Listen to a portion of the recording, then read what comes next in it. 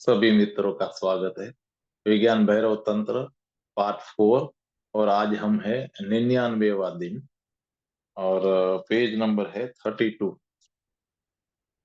यहाँ भगवान कहते हैं कि मैं तुम्हें एक घटना कहता हूँ। बर्मा में एक बौद्ध भिक्षु को कहा गया कि वह नए मंदिर के लिए, विशेषकर उसके द्वार के लिए एक डिजाइन तैयार करे। तो भिक्षु ड्राइंग तैयार करने में लग गया। उस भिक्षु का एक बहुत मेधावी, बहुत कुशल शिष्य था। उसने उसे अपने पास रहने को कहा। शिष्य का काम था कि गुरु जब ड्राइंग बना रहा हो तो वह सिर्फ उसे देखता रहे, और अगर ड्राइंग उसे पसंद आए तो उसे कहना था कि ठीक है, और अगर पसंद ना आए तो उसे कहना था कि ठीक नहीं है। और गुरु ने कहा कि जब तुम हाँ कहोगे तो ही मैं ड्राइंग को अधिकारियों के पास भेजूंगा। जब तक तुम नहीं कहते रहोगे, मैं उसकी जगह दूसरी ड्राइंग बनाऊंगा। इस भांति सैकड़ों ड्राइंग रद्द हो गई। 3 महीने बीत गए और गुरु भी घबरा गया। लेकिन उसने वचन दिया था तो उसे पालन करना ही था। शिष्य वहीं रहता, गुरु ड्राइंग बनाता और शिष्य कहता कि नहीं। गुरु फिर नया ड्राइंग बनाने लगता। एक दिन स्याही समाप्त होने को थी, तो गुरु ने शिष्य से बाहर जाकर स्याही लाने को कहा। शिष्य बाहर गया। इस बीच गुरु उसे उसकी उपस्थिति को भूल गया और सहज हो गया। उसकी उपस्थिति ही समस्या थी। उसके मन में सतत यह धारणा बनी रहती थी कि शिष्य उसे देख रहा है, उसकी कृति को जांच रहा है। और गुरु को निरंतर यह ख्याल बना रहता था कि शिष्य को उसकी रचना जचेगी या नहीं, और कहीं उसे फिर से नई रचना में न लगना पड़े। इस आंतरिक उहापोह के कारण गुरु सहज नहीं हो पाता था। जैसे ही शिष्य बाहर गया, ड्राइंग पूरी हो गई। और जब शिष्य वापस आया तो उसने कहा कि अद्भुत, लेकिन आप यह पहले क्यों नहीं बना सके? गुरु ने कहा कि अब मैं समझता हूँ कि पहले क्यों नहीं कर सका। इसलिए क्योंकि तुम यहाँ थे। तुम्हारे कारण में प्रयत्न कर रहा था कि तुम्हारी स्वीकृति मिले, और प्रयत्न ने सब चौपट कर दिया। मैं सहज और स्वाभाविक नहीं हो पाता था। मैं बह नहीं पाता था। तुम्हारे कारण मैं अपने को भूल नहीं पाता था। जब तुम ध्यान करते हो तो उसे करने का भाव, प्रयत्न का भाव, उसमें सफल होने का भाव ही बाधा बन जाता है। उसके प्रति सजग रहो, ध्यान जारी रखो, और प्रयत्न के भाव के प्रति सचेत रहो। एक दिन आएगा, मात्र धैर्य रखने से वह दिन आता है, जब प्रयत्न नहीं रहता है।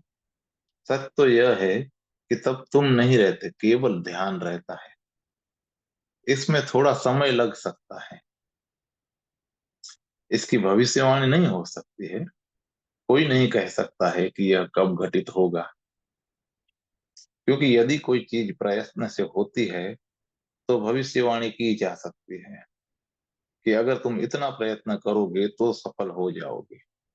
लेकिन ध्यान तो तभी होता है जब तुम प्रयत्न शून्य होते हो। इसलिए कोई भविष्यवाणी नहीं हो सकती है। कुछ नहीं कहा जा सकता कि तुम कब सफल होगे। तुम इसी क्षण सफल हो सकते हो, और तुम जन्मों जन्मों तक निष्फल रह सकते हो। पूरी बात इस पर निर्भर है कि कब तुम्हारे प्रयत्न विदा होते हैं, और कब तुम सहज और स्वाभाविक होते हो। कब तुम्हारा ध्यान कृत्य न रहकर तुम्हारा प्राण बनता है। कब तुम्हारा ध्यान प्रेम जैसा सहज हो जाता है। प्रेम के संबंध में तुम कुछ नहीं कर सकते हो, या कि कर सकते हो? अगर तुम कर सकते हो तो तुम प्रेम को झुठला रहे हो। वह प्रेम कृत्रिम होगा, उसमें गहराई नहीं होगी। उस प्रेम में तुम नहीं होगे, वह मात्र अभिनय होगा। प्रेम होता है तो होता है। तुम उसके संबंध में कुछ भी नहीं कर सकते हो। वैसे ही तुम ध्यान के लिए भी कुछ नहीं कर सकते। लेकिन इससे मेरा मतलब यह नहीं है कि तुम ध्यान के लिए कुछ न करो, क्योंकि तब तुम वहीं के वहीं रह जाओगे जो हो। तुम्हें कुछ करना होगा, यह भली भांति जानते हुए करना होगा कि सिर्फ करने से ही तुम ध्यान को उपलब्ध नहीं हो सकते। आरंभ में कुछ करना जरूरी होगा, इससे बचा नहीं जा सकता है। करने की प्रक्रिया से गुजरना ही होगा, लेकिन उसके पार भी जाना है, उसका अतिक्रमण भी करना है।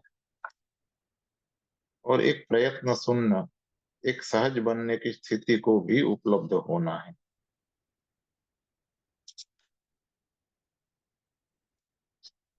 ध्यान का मार्ग कठिन है और बहुत विरोधाभासों से भरा है। तुम्हें ध्यान से ज्यादा विरोधाभासी चीजें खोजने से नहीं मिलेगी।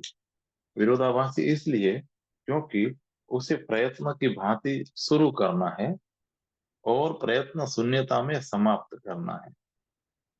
लेकिन यह होता है, तुम तर्क से नहीं समझ सकते कि यह कैसे होता है, लेकिन अनुभव के तल पर ऐसा ही होता है। एक दिन आता है जब तुम अपने प्रयत्नों से ऊब जाते हो, थक जाते हो और प्रयत्न अपने आप गिर जाते हैं। बुद्ध के जीवन में भी ऐसा ही हुआ। 6 वर्षों तक वे प्रयत्न करते रहे। किसी मनुष्य ने बुद्धत्व के लिए इतना अथक श्रम नहीं किया है जितना बुद्ध ने किया। उन्होंने सब कुछ कर लिया जो वे कर सकते थे। वे एक गुरु से दूसरे गुरु के पास भटकते रहे। जो उन्हें जो कुछ करने को कहा गया उन्होंने समग्रता से पूरा किया। और वही समस्या थी, क्योंकि कोई गुरु उन्हें नहीं कह सकता था कि तुमने यह नहीं किया और इसीलिए उपलब्धि नहीं हुई। यह असंभव था, क्योंकि वह गुरु से भी बेहतर प्रयोग करते थे। तो गुरुओं ने हार मान ली। उन्होंने बुद्ध से कहा कि इतना ही हमारे पास सीखने सिखाने को था, इससे आगे हमें पता नहीं है, तुम कहीं और जाओ। बुद्ध एक खतरनाक शिष्य थे और सिर्फ खतरनाक शिष्य ही पहुंचते हैं। उन्होंने सब शास्त्र छान डाले। उन्हें जो भी करने को कहा जाता वे उसे कर डालते, पूरे का पूरा कर डालते। जैसा कहा जाता ठीक वैसा ही कर डालते। और तब वे गुरु से आकर कहते कि मैंने सब कर डाला लेकिन कुछ हुआ नहीं, अब और क्या करना है। तो गुरु कहते हैं कि अब तुम कहीं और जाओ। हिमालय में एक गुरु है, उनके पास जाओ, या अमुक जंगल में अमुक गुरु के पास जाओ। हम इससे ज्यादा नहीं जानते हैं। बुद्ध 6 वर्षों तक ऐसे चक्कर काटते रहे। उन्होंने वह सब किया जो किसी मनुष्य के लिए करना संभव था, और तब वे ऊब गए। पूरी चीज उन्हें फिजूल, निष्फल और अर्थहीन मालूम पड़ने लगी।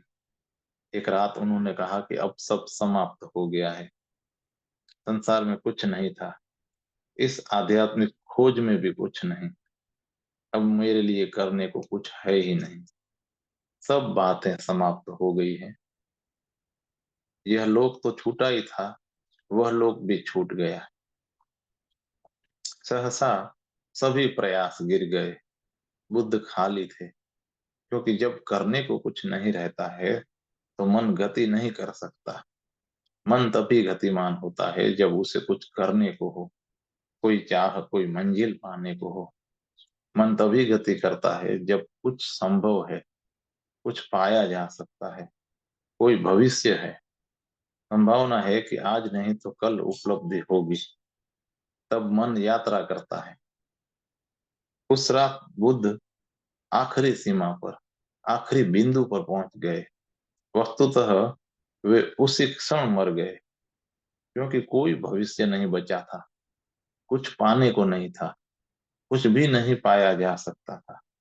उन्होंने कहा कि मैंने सब करके देख लिया है, सारा संसार व्यर्थ है, यह सारा अस्तित्व एक दुस्वप्न है। उनके लिए भौतिक जगत ही व्यर्थ नहीं हुआ, आध्यात्मिक जगत भी व्यर्थ हो गया, और वे विश्राम में उतर गए। ऐसा नहीं है कि बुद्ध को विश्राम में जाने के लिए कुछ करना पड़ा। ये बात ठीक से समझने जैसी है। चिंता करने के लिए जब कुछ नहीं बचा, तो वे निश्चिंत हो गए।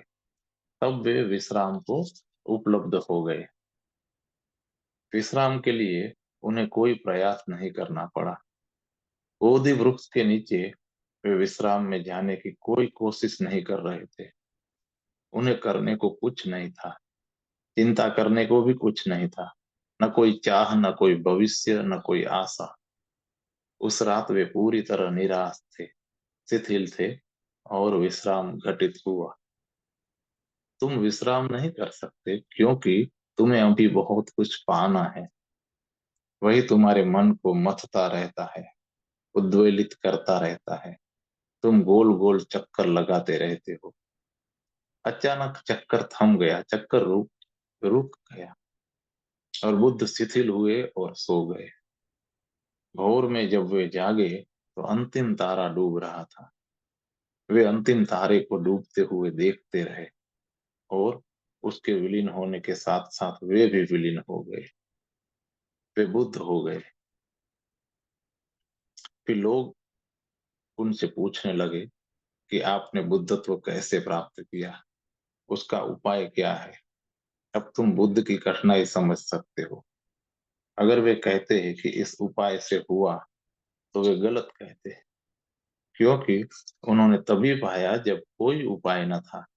अगर वे कहते कि इस प्रयत्न से पाया, तो भी वे गलत कहते, क्योंकि उन्होंने तब पाया जब कोई प्रयत्न न रहा। और अगर वे कहते कि कोई प्रयत्न मत करो तो तुम पालोगे, तो भी वे गलत कहते, क्योंकि उनके अप्रयत्न में 6 साल के प्रयत्न की पृष्ठभूमि जुड़ी हुई थी। उस प्रयत्न के बिना, 6 वर्षों के कठिन प्रयत्न के बिना, यह प्रयत्न शून्यता की स्थिति उपलब्ध नहीं होती। उसी पागल प्रयास के कारण वे शिखर पर पहुंच गए, और जब कहीं जाने को न बचा, तो वे विश्राम की घाटी में उतर गए। इस बात को कई कारणों से स्मरण रखना चाहिए। आध्यात्मिक साधना अत्यंत विरोधाभासी घटना है। प्रयत्न करना है, लेकिन पूरी तरह जानते हुए करना है कि प्रयत्न से कुछ नहीं होने वाला है। प्रयत्न करना है अप्रयत्न को उपलब्ध होने के लिए। प्रयत्न शून्यता के लिए प्रयत्न करना है, लेकिन अपने प्रयत्न को शिथिल मत करो। अगर तुम अपने प्रयत्न को शिथिल करोगे, तो तुम उस विश्राम को कभी नहीं उपलब्ध हो सकते जो बुद्ध को उपलब्ध हुआ। तुम तो सब प्रयत्न करो, ताकि अपने आप ही एक क्षण आए जबकि प्रयत्न के कारण ही तुम उस बिंदु पर पहुंच जाओ जहां विश्राम घटित होता है। उदाहरण के लिए, तुम इस बात को भिन्न ढंग से देख सकते हो। मेरे देखे पश्चिम में अहंकार केंद्रीय बिंदु रहा है। पश्चिम का सारा प्रयत्न अहंकार के विकास के लिए है, अहंकार की तृप्ति के लिए है। पूर्व का सारा प्रयास निरअहंकारिता के लिए है, कि कैसे अहंकार शून्य हुआ जाए, कि कैसे अपने को भूला जाए, कैसे समर्पित हुआ जाए, कैसे अपने को पूरी तरह पहुंच दिया जाए। पूर्व निरअहंकारिता के लिए प्रयत्नशील रहा है, और पूर्व और पश्चिम पूर्ण अहंकार के लिए।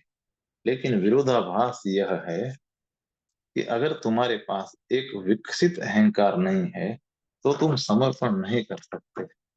तुम समर्पण तभी कर सकते हो अगर तुम्हारे पास एक सुस्पष्ट अहंकार है, अन्यथा समर्पण नहीं हो सकता है। कौन करेगा समर्पण?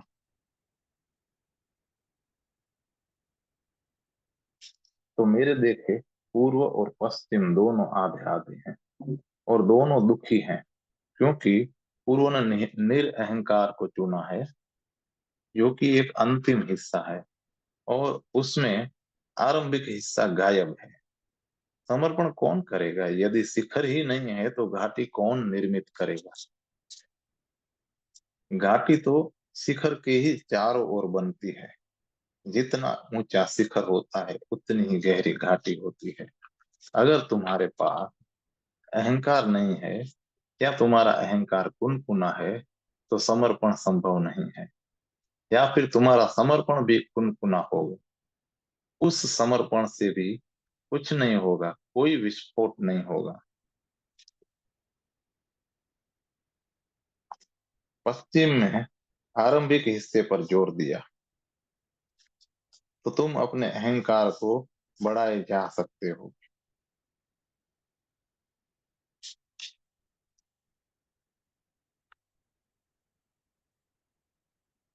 उससे अधिक अधिक चिंता पैदा होगी।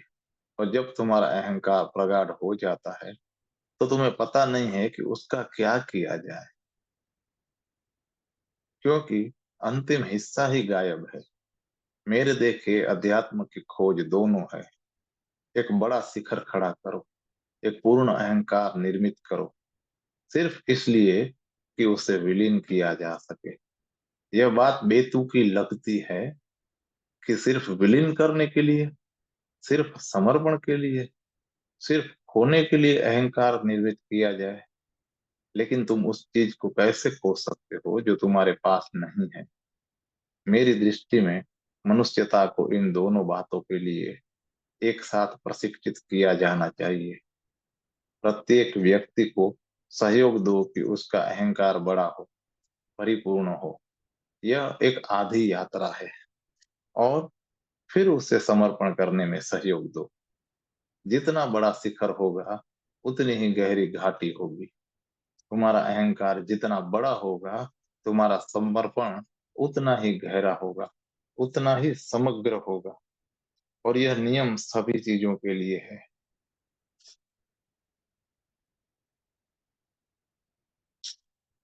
अध्यात्म के मार्ग पर इस सतत विरोधाभास के नियम को स्मरण रखो। एक क्षण के लिए भी इसे मत भूलो। परिपूर्ण अहंकारी बनो, ताकि तुम समर्पण कर सको, ताकि तुम खो सको, विलीन हो सको। तुम सब प्रयत्न करो जो कर सको, ताकि उस बिंदु पर पहुंच सको जहां प्रयत्न छूट जाए और तुम समग्रतः प्रयत्न शून्य हो जाओ। इसके बाद तीसरा प्रश्न है कि कल रात आपने कहा कि मन जितना बढ़ता है, उतना ही हमें पता चलता है कि मन का स्वभाव भ्रांति है, भ्रम है। लेकिन क्या यह सच नहीं कि मन का यह विकास एक प्रकार की सुस्पष्टता की ओर भी ले जाता है? भगवान कहते हैं, मैं अभी जो कह रहा था इससे संबंधित ही है। फिर कहते हैं कि हाँ, यह एक प्रकार की सुस्पष्टता की ओर ले जाता है, क्योंकि जब मन परिपक्व और प्रौढ़ होता है, तो तुम्हें पता चलता है कि मैं भ्रांत हूँ। यह जानने के लिए भी कि मन भ्रांति है, बहुत विकसित मन की जरूरत है। जिन्हें यह बोध नहीं है कि मन एक भ्रांति है, उनका मन वस्तुतः प्रौढ़ नहीं हुआ है। वे लोग अभी बचकाने हैं, अप्रौढ़ हैं। बहुत प्रौढ़ चित्त ही मन के इस गुण के प्रति, उसके भ्रांतिपूर्ण होने के प्रति सजग हो सकता है। और जब तुम्हारा मन अच्छी तरह विकसित हो, तो ही ध्यान संभव है। क्योंकि ध्यान एक विपरीत छोर है। ध्यान का अर्थ है अमन। लेकिन यदि तुम्हें मन ही नहीं, तो तुम अमन को कैसे उपलब्ध हो सकते हो? तो पहले मन को उपलब्ध करो, ताकि उसे खो सको। और यह मत सोचो कि जब अंततः अमन की स्थिति को उपलब्ध होना है, तो फिर मन को उपलब्ध करने की क्या जरूरत है? क्योंकि अगर तुम्हारे पास मन नहीं है, तो तुम्हें परम का, अमन का अनुभव नहीं होने वाला है। यह तो तभी हो सकता है कि जब मन हो।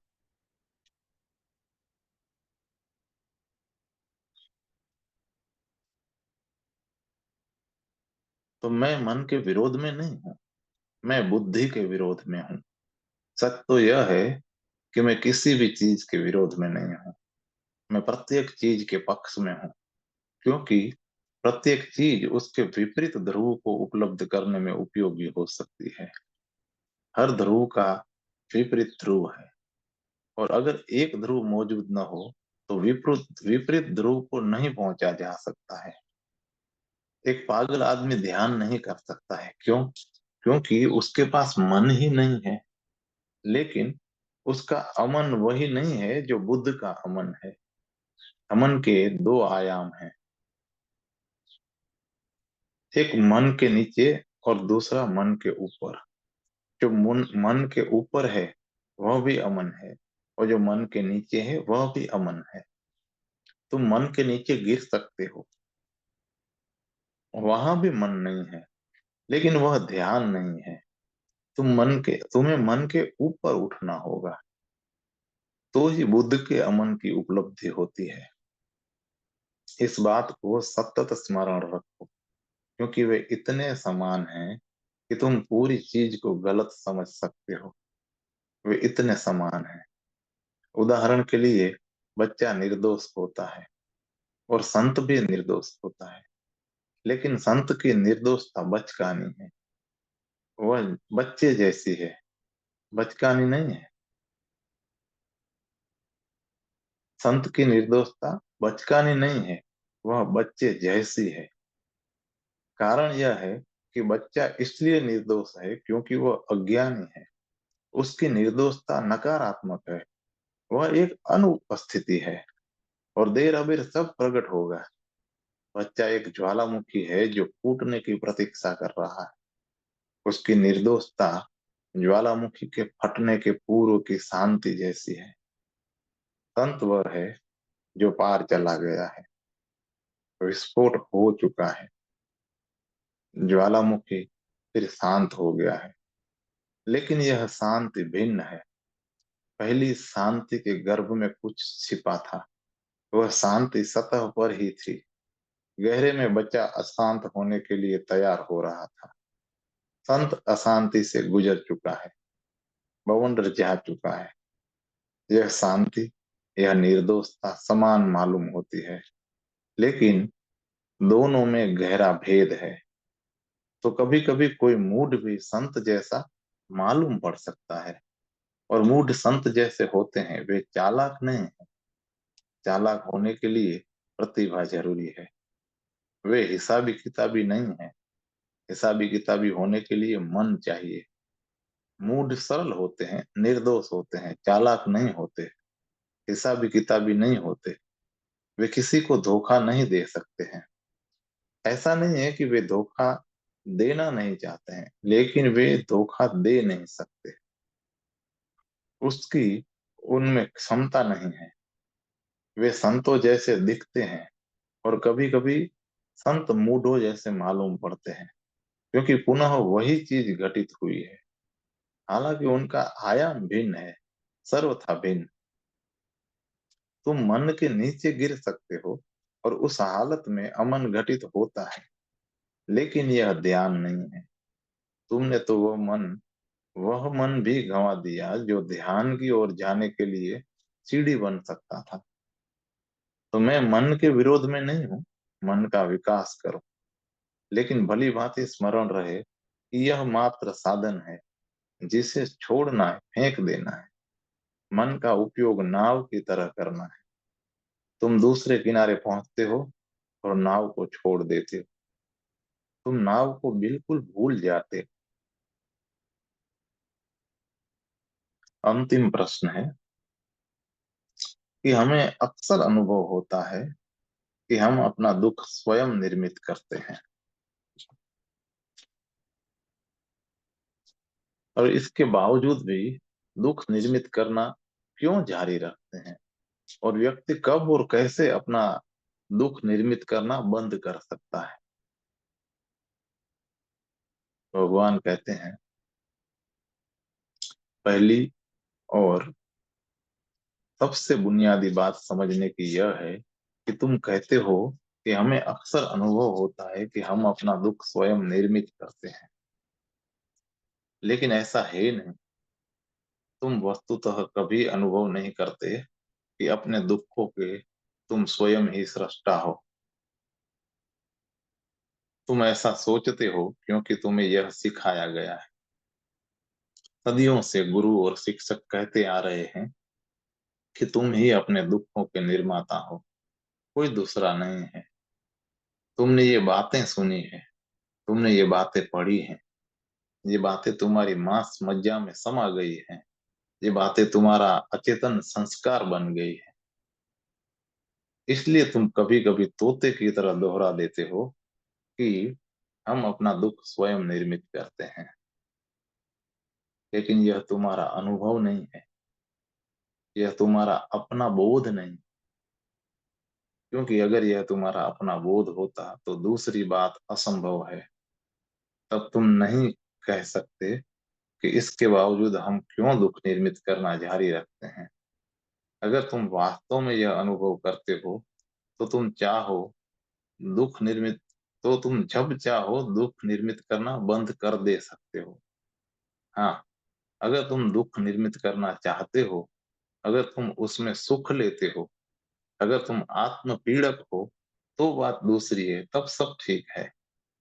अगर तुम कहते हो कि मैं अपने दुख में मजा लेता हूँ, तो फिर ठीक है, फिर तुम दुख पैदा करते हो।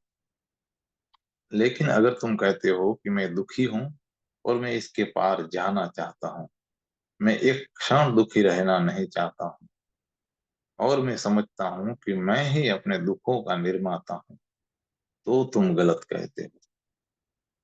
तुम समझ नहीं रहे हो कि तुम क्या कह रहे हो। सुकरात ने कहा कि ज्ञान पुण्य है, और पिछले 2000 वर्षों से बड़ा विवाद रहा है कि सुकरात सही है या गलत। ज्ञान पुण्य है। सुकरात का कहना है कि एक बार तुमने कोई चीज जान ली, फिर तुम उसके विपरीत नहीं कर सकते। अगर तुम जानते हो कि क्रोध दुख है, तो तुम क्रोध नहीं कर सकते। जब सुकरात कहता है कि ज्ञान पुण्य है, तो उसका यही अर्थ है। तुम यह नहीं कह सकते कि मैं जानता हूं कि क्रोध बुरा है, तो भी मैं क्रोध करता हूँ। अब मैं इसके लिए क्या करूं? सुकरात कहेगा कि तुम्हारी पहली बात गलत है, तुम नहीं जानते हो कि क्रोध बुरा है, और यही कारण है कि तुम क्रोध किए जाते हो। अगर तुम जानते हो, तो फिर तुम क्रोध नहीं कर सकते। तुम अपने ज्ञान के विपरीत कैसे जा सकते हो? मैं जानता हूं कि अगर मैं आग में हाथ डालूंगा तो जलूंगा। अगर मैं यह जानता हूं, तो मैं आग में हाथ नहीं डालूंगा। लेकिन अगर यह बात किसी और ने मुझसे कही है, अगर मैंने यह बात परंपरा से सुनी है, अगर मैंने शास्त्रों में पढ़ा है कि आग जलाती है, और मैंने खुद आग को नहीं जाना है, या आग के जलने जैसा कोई अनुभव नहीं जाना है, तो ही मैं आग में हाथ डाल सकता हूँ, और वह भी सिर्फ एक बार। क्या तुम कल्पना भी कर सकते हो कि तुमने आग में हाथ डाला और हाथ जला और तुम्हें पीड़ा हुई, और फिर तुम जाकर पूछते हो कि मैं क्या करूं? मैं जानता हूं कि आग जलाती है, लेकिन इसके बावजूद मैं आग में हाथ डालता रहता हूँ। तुम्हारी इस बातों का कौन विश्वास करेगा कि तुम जानते हो? और यह किस तरह का ज्ञान है? अगर तुम्हारे जलने और पीड़ित होने का अपना अनुभव है, तुम्हें पुनः आग में हाथ डालने से नहीं रोक सकता है। अगर यह अनुभव तुम्हें पुनः हाथ डालने से नहीं रोक सकता है, तो फिर कोई भी चीज तुम्हें नहीं रोक सकती।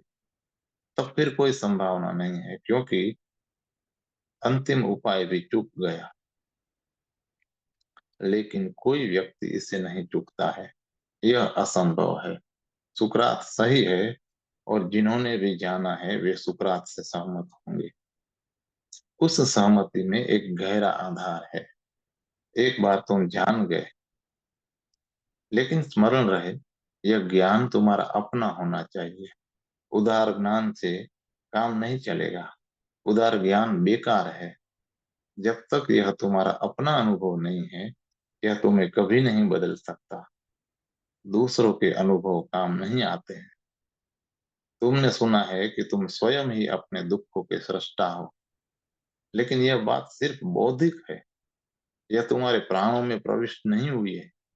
यह तुम्हारा अपना ज्ञान नहीं है। इसलिए जब तुम चर्चा करते हो, तो तुम बौद्धिक ढंग से यह समझते हो, लेकिन जब वास्तविक स्थिति आएगी, तो तुम सब चर्चा भूल जाओगे। तब तुम उसी ढंग से व्यवहार करोगे, जो तुम जानते हो, उस ढंग से नहीं, जैसा दूसरे जानते हैं। जब तुम शांत, स्थिर, आराम से बैठे क्रोध की चर्चा कर रहे हो, तो तुम कह सकते हो कि क्रोध जहर है, रोग है, पाप है। लेकिन जब कोई व्यक्ति तुम्हें क्रोधित करता है, तो बात बिल्कुल बदल जाती है।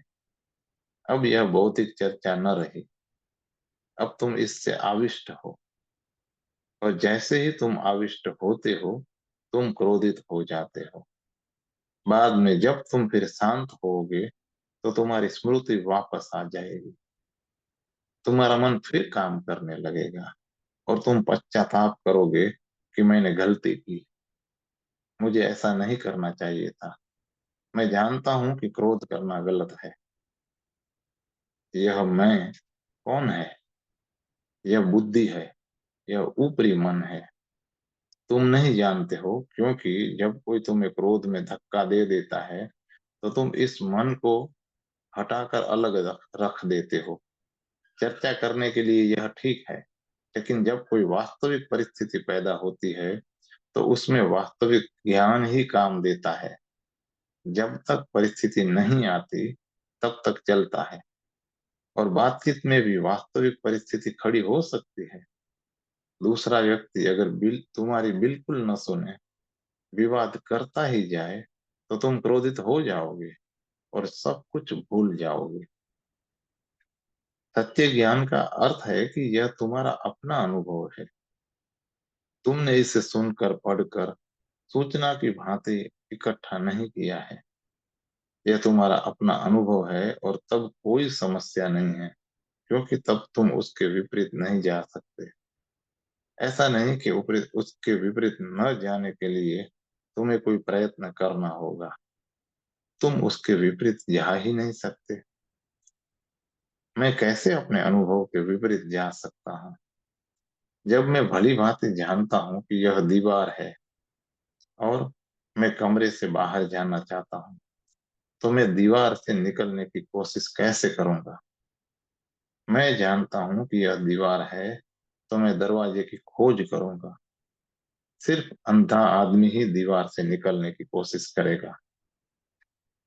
लेकिन अगर मैं दीवार से निकलने की कोशिश करूं, और तुमसे कहूं कि मैं अच्छी तरह जानता हूं कि दरवाजा कहाँ है, और मैं जानता हूं कि यह दीवार है, लेकिन इसके बावजूद मैं अपने को दीवार से निकलने से नहीं रोक सकता, तो उसका अर्थ है कि जहां तक मेरा संबंध है,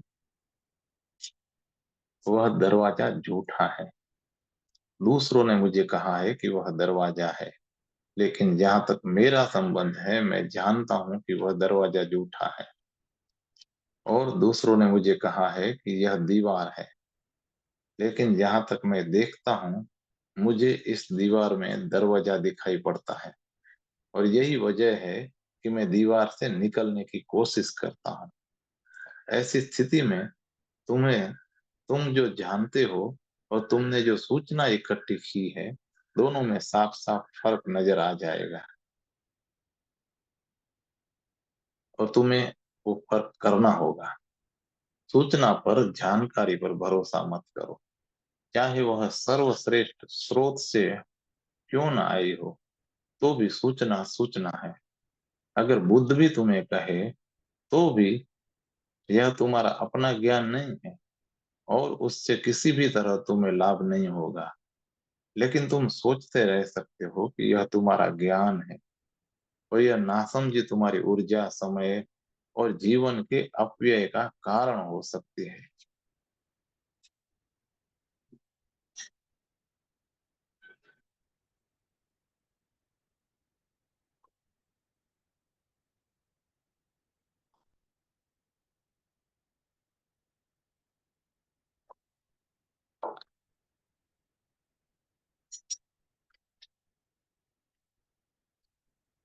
बुनियादी बात यह नहीं है कि तुम पूछो कि क्या करें कि दुख निर्मित ना हो।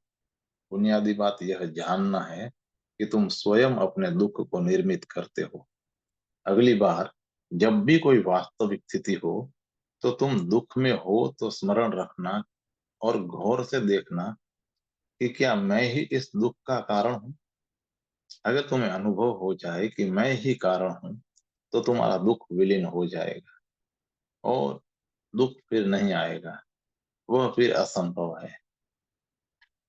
लेकिन अपने को धोखा मत दो।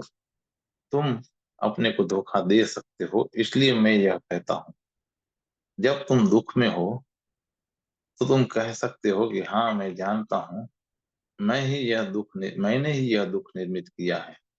लेकिन गहरे में तुम जानते हो कि किसी और ने यह दुख निर्मित किया है। तुम्हारी पत्नी ने निर्मित किया है, तुम्हारे पति ने निर्मित किया है और किसी और ने निर्मित किया है। और यह महज शांत बना है, क्योंकि तुम कुछ नहीं कर सकते हो। तुम अपने को सांत्वना देते हो, किसी दूसरे ने नहीं, मैंने ही इसे निर्मित किया है और धीरे धीरे मैं इसे निर्मित करना छोड़ दूंगा। लेकिन ज्ञान त्वरित रूपांतरण है, उसमें धीरे धीरे की बात नहीं है। अगर तुम समझ गए कि मैंने ही यह दुख निर्मित किया है, तो वह दुख तुरंत विदा हो जाएगा और वह फिर वापस नहीं आएगा। और यदि वह वापस आता है, तो समझना कि तुम्हारी समझ गहरी नहीं है। तो यह जानना जरूरी नहीं है कि क्या किया जाए, दुख को कैसे रोका जाए। इतना ही जरूरी है कि गहराई में उतर कर हो जाए कि इसका असली कारण कौन है। और अगर दुख का कारण दूसरे लोग हैं, तो दुख का आना ही बंद हो सकता है। और अगर दुख का कारण दूसरे लोग हैं, तो दुख का आना बंद नहीं हो सकता है, क्योंकि तुम पूरे संसार को नहीं बदल सकते। अगर कारण तुम हो, तो ही उसे रोका जा सकता है। इसलिए मैं इस बात पर जोर देता हूँ कि केवल धर्म संसार को दुख से सुख की ओर ले जा सकता है। कोई और यह काम नहीं कर सकता है, क्योंकि सभी यह मानते हैं कि दूसरे लोग दुख निर्मित करते हैं। अकेला धर्म कहता है कि तुम ही अपने दुख का कारण हो। धर्म तुम्हें अपने भाग्य का मालिक बना देता है। तुम अपने दुख का कारण हो, तो तुम अपने आनंद का भी कारण हो सकते हो। आज इतना ही।